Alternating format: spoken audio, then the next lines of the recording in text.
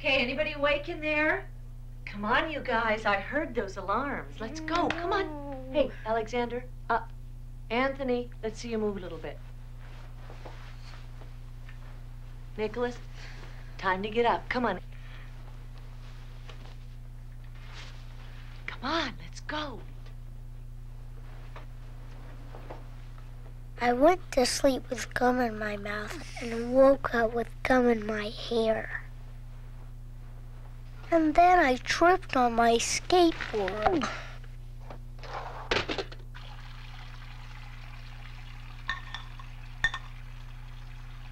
By mistake, I dropped my sweatshirt in the sink.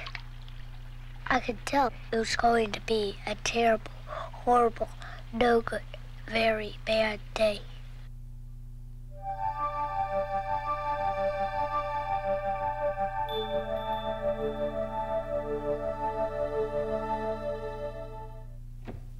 Hi, Paul. Hello. You okay? Put your bag down there. Look what we've got. What's in there? Spider. A spider. Let's take your coat off. Look, it's down here. Okay. Oh, there. Where'd you catch it? We were out walking. We were gonna watch it and make a web. They make, you know, those sort of octagonal webs. Yeah. How many legs does a spider have? 8. Right. And it's got 8 eyes, right? It's got 6 or 8 eyes and a 2-part body. First there's its head and thorax, then its abdomen. So it's got 2 parts to it, and an insect's got 3. Oh, there's one. Oh, yeah. Oh, that's a beautiful web. Look, see, it's a garden spider. It's a big spider. See its large abdomen and the stripes on its legs? It's got little zigzags. See the web slightly on an angle? Uh-huh. Well, I suppose it makes it better for any flies to get caught in it. Now, do you see that the spider's sitting right in the middle of the web? Yeah. Well, as soon as it feels any vibration, it will run out along a dry thred. Do you remember we talked about the sticky ones? Hey, a bee ones? just went in. You're right. He'll never get away. Oh, look at that spider go after it. Do you see how quick he was? Look, it's already starting to wrap the bee. Yeah. It's putting its web stuff around it. Right. It won't eat the bee now. We'll keep it for later? Look. Oh, you're right. It is some eggs. Oh, that's great. They're tiny, aren't they? Oh, yes, they're so tiny. Little perfect spiders. And the strands of the cocoon, it looks like wire under the microscope. Yeah. Just look at all those babies. Isn't it terrific seeing them hatch? Uh-huh.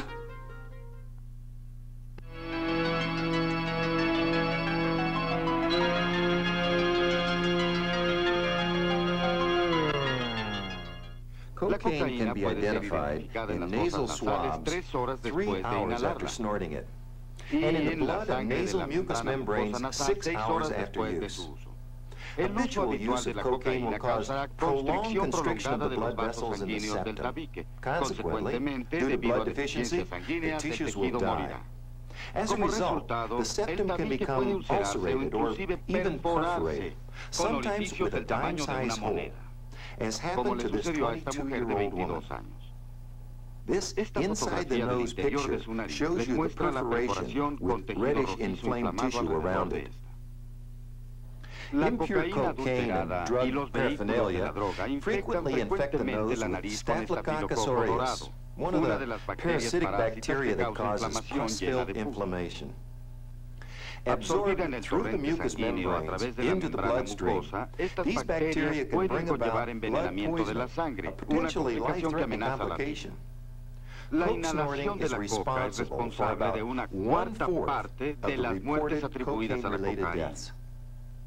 Street cocaine and its dilutants, which are unknown to the buyer, can also cause allergic reactions to the skin. Acne is one of them. Some coke users may break out with blisters. Chronic cocaine abuse can also provoke an acute itching sensation. Scratch marks, often with scabbed over lesions, are common among heavy cocaine users. needle puncture marks surrounded by bruises are typical of addicts shooting up cocaine. Sharing hypodermic needles can also cause hepatitis, a serious, sometimes fatal liver disease, and AIDS, which is almost always fatal.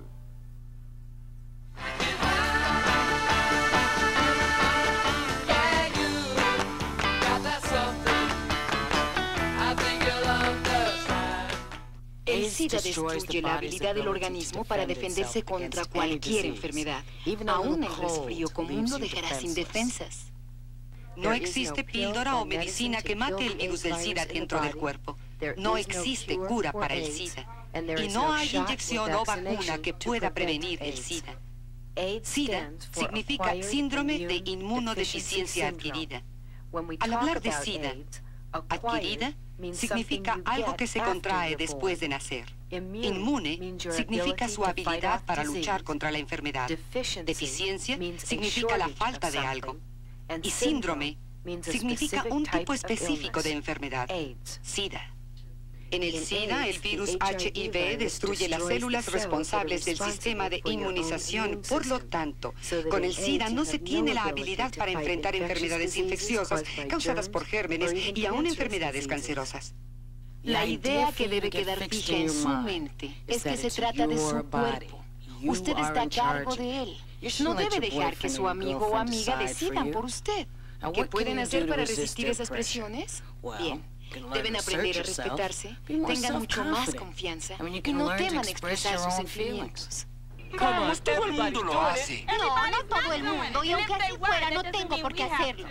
Pero dices que me amas. Pruébalo, demuestra cuánto me amas. Sí, te amo. Y si tú me amaras, no me obligarías a hacer algo que no quiero hacer. Si no haces el amor conmigo, entonces no quiero volver a verte. Adiós, no me volverás a ver. Vamos, sé que quieres hacerlo. Si quisiera hacerlo, no estaríamos discutiendo por eso ahora. Dejamos el amor antes, porque ahora es un problema. Es que cambié de opinión. Esperaré a que seas mayor. Vamos, Mark, ¿qué acaso no eres hombre? Hemos salido mucho tiempo, no tengo que probarte que soy un hombre. Mark, ya es tiempo de que lo hagamos. Es mucha responsabilidad, no creo estar preparado. ¿No tienes curiosidad de hacerlo? ¿No quieres saber qué se siente? Sí, tengo curiosidad, pero no es una buena razón para hacer el amor. Vamos, Mímica, tengo que hacerlo. No, eso no es una obligación. Mira, si te preocupa el embarazarte, no te angusties. Me casaré contigo. ¡Qué bien! Yo no quiero casarme, mucho menos quedar embarazada.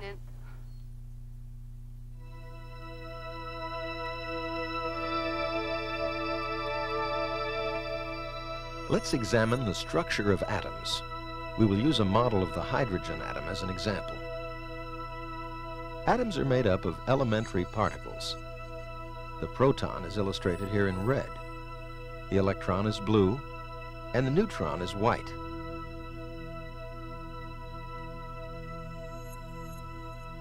An atom of hydrogen has one proton and one electron. The proton forms the nucleus, and the electron forms the shell around the nucleus.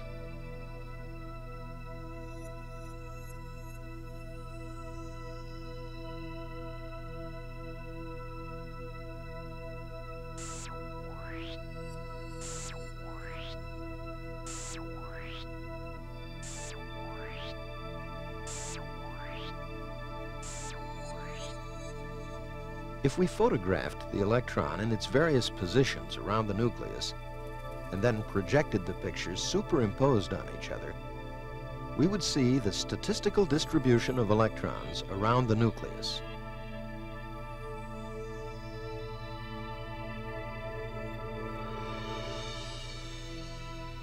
This distribution of electrons is called the electron cloud. The positively charged proton in the nucleus and the negatively charged electron in the shell cancel each other out, so the atom is electrically neutral.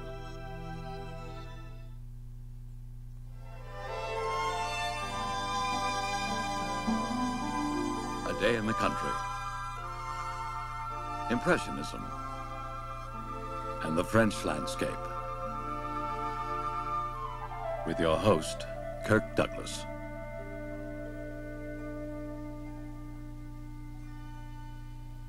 cargo of riches. 127 landscape canvases gathered from 48 museums and private collections around the world. A one-of-a-kind exhibition of the most popular and widely known period in the history of visual art, French Impressionists in the second half of the 19th century.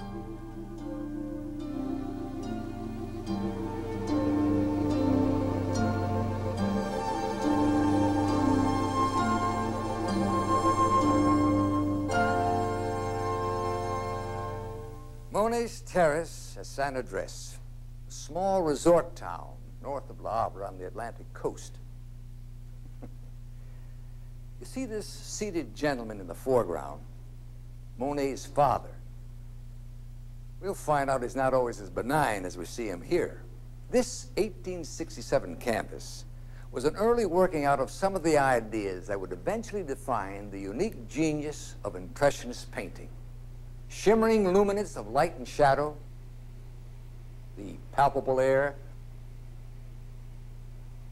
the rich, pure colors and soft edges, the short, visible strokes and daubs, all of it captured in a setting contemporary to its time.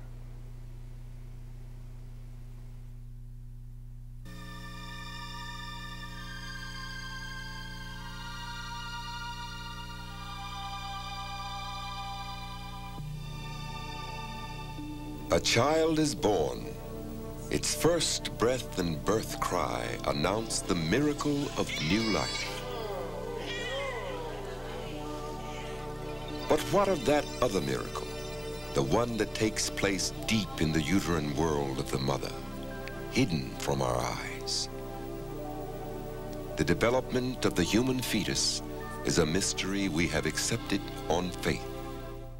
At 10 weeks from the last menstrual cycle, the organs are almost fully developed, and the embryo is considered a fetus. The length of the human fetus at 11 weeks measures about 50 millimeters or 2 inches. Thin and infinitely delicate, the tiny being weighs no more than a penny.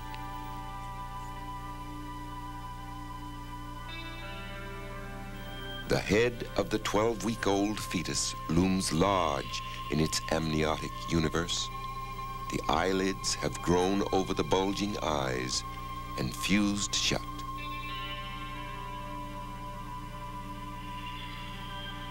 The tips of fingers and toes reveal nails, the color and translucence of tiny seed pearls. In the male fetus, the genital bud that earlier in development had female characteristics has now grown into a small but unmistakable penis. By 16 weeks, the swirling patterns of a soft growth of hair called lanugo are all over the body. Lanugo and a natural grease called vernix protect the skin of the fetus from long-term waterlogging.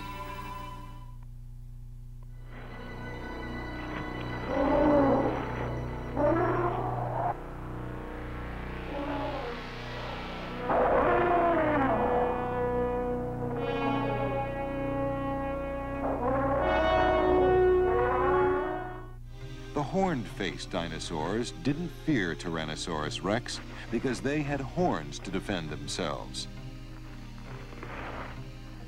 Triceratops was the largest of this group. Triceratops means three-horned face.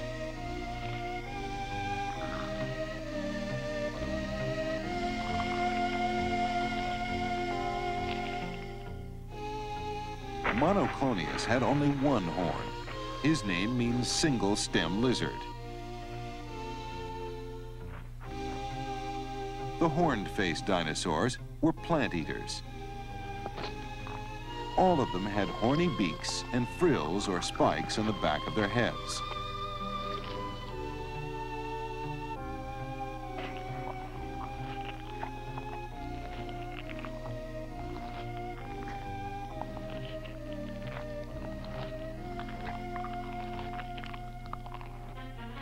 Styracosaurus did not hesitate to fight Tyrannosaurus rex when necessary.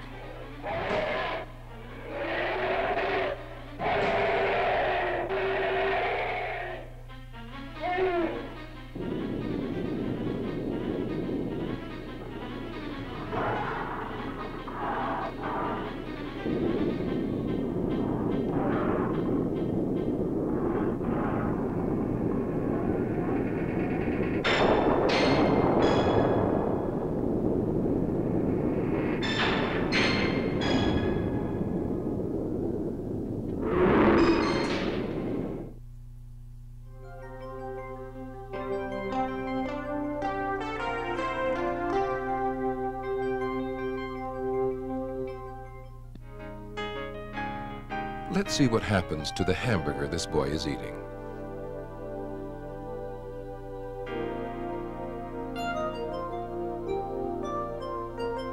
X-ray film shows it being chewed up. As each piece is broken off, it's mixed with saliva before passing down the esophagus.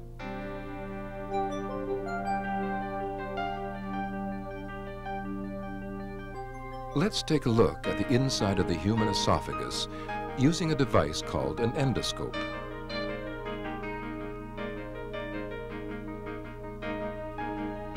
The changed color at the far end is where the esophagus opens into the stomach.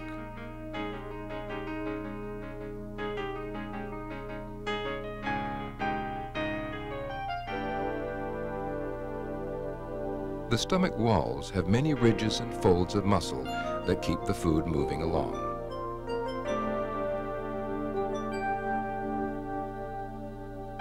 And lining the stomach wall are many blood vessels. These show up very clearly as white lines in X-ray photographs. Let's examine the properties of this gastric juice. A litmus paper test shows that it's certainly acidic. The test paper tells us the degree of acidity. Now we'll place a different food item in each beaker of gastric juice. This is a piece of meat, mostly protein. This is a noodle, containing mostly starch. And this is a lump of fat.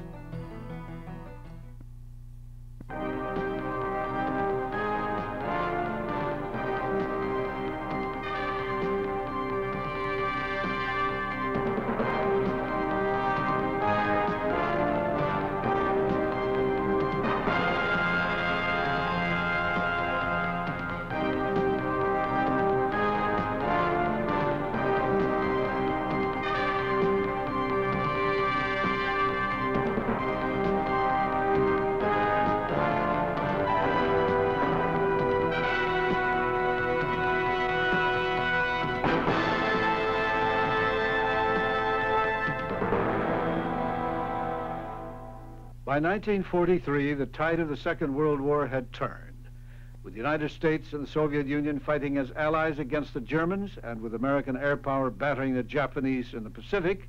The final victory seemed assured. In late November 1943, while war raged in Europe and the Pacific, President Roosevelt rushed to Tehran to attend a secret meeting of the Allied heads of state. The Russian embassy in Iran was the site of the conference, which brought together Stalin of the USSR and Churchill of Great Britain.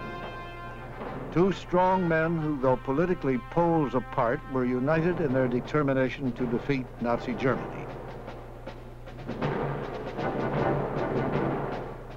First priority was to coordinate plans for winning the war in Europe. The long-term aim was to lay the groundwork for peace in the post-war world. The USA held the key to the achievement of both objectives. While artillery pounded Hitler's forces, U.S. tanks sped across France in a powerful push to reach Paris by fall.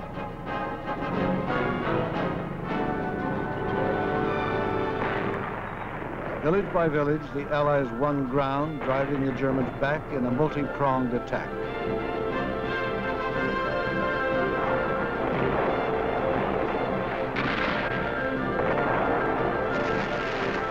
Every mile of France was stubbornly defended by troops who were told by Hitler that retreat was cowardice, surrender was treason.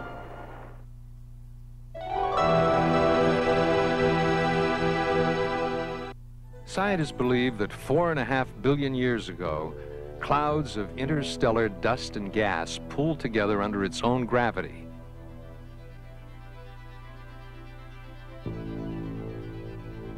This spinning whirlpool produced a new star, our sun. Smaller whirlpools eventually formed planets. The young planets were continually bombarded by solid chunks of rock and metal ores, cratering the planets closest to the sun. Further from the sun, the cooler outer planets collected the remaining clouds, forming giant worlds of gas. Today, we know that 9 planets, many moons, asteroids, meteors, comets, and other objects orbit the sun. Their orbits are roughly circular or elliptical in shape. Each planet is roughly twice as far from the sun as its inner neighbor. They stretch more than 12 billion kilometers across space. This vast system depends on the gravitational attraction of the sun to maintain its delicate balance. The sun contains over 99% of the mass of the solar system. It is larger than 1 million Earths combined.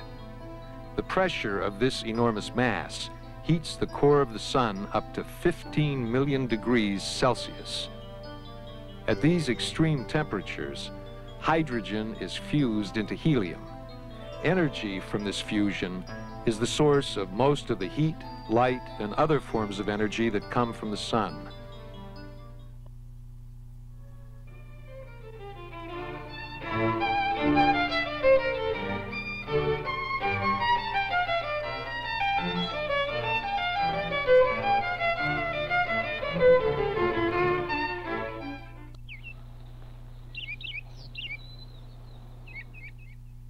The taproot is the main anchor for many types of trees. Side or lateral roots grow out in all directions.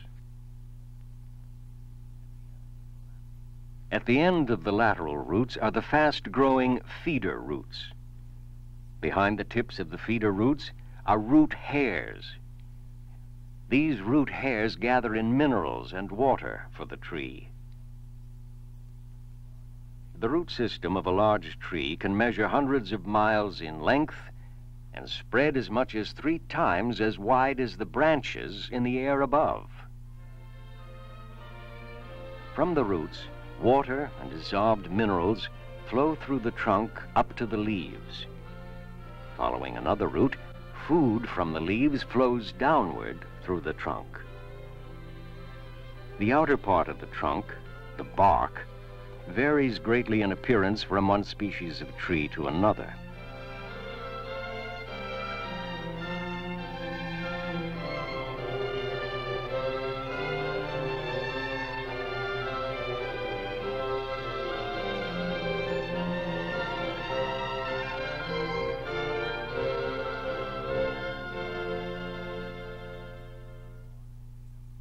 The bark is made up of dead cells. It protects the inside of the trunk. Inside the bark is the phloem. It carries food from the leaves to other parts of the tree. As the phloem grows, its outer cells become part of the bark. Next to the phloem is the cambium. All of the growth in the trunk comes from this cambium layer. The inside cells made by the cambium create a new layer, the xylem. The xylem carries the stream of water and minerals up to the leaves. When xylem cells grow old, they form the heartwood, the dead central column of the tree. The heartwood gives the trunk its strength.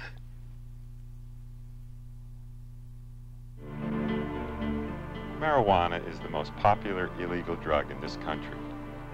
It's far more widely used than crack or heroin, partly because its dangers are not easily seen. The physical dangers are not obvious, nor are the profound effects on the mind.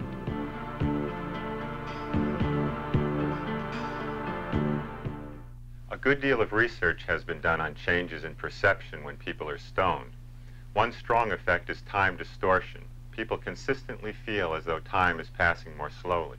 Yeah, I remember quite well, as a matter of fact, when I first began smoking pot. This is maybe the second or third time that I had used it.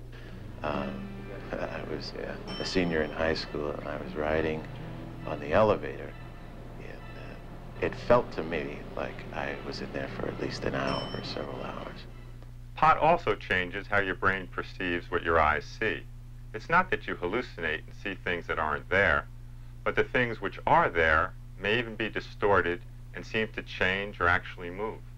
Performance studies by Dr. Marceline Burns and others have revealed another powerful effect of marijuana. One of the principal effects of marijuana, for example, is that it seems to interfere with attention. What the subject confronts in this task, which is called a divided attention task, is 5 screens, video monitors. On the central screen is a tracking task. There's a fixed marker in the center of the screen. There's an arrow that moves in the horizontal plane and left and right of that center marker. And the subject is instructed to try to keep that arrow centered on the marker as closely as possible using a rotary control paddle.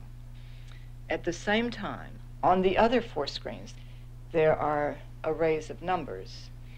And when the number 2 appears at any position, the subject is instructed to turn that 2 out by pressing the button on a 4-button response pad that corresponds to the position of the screen.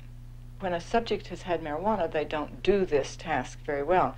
That is, they may look at the 2 and simply not respond to it.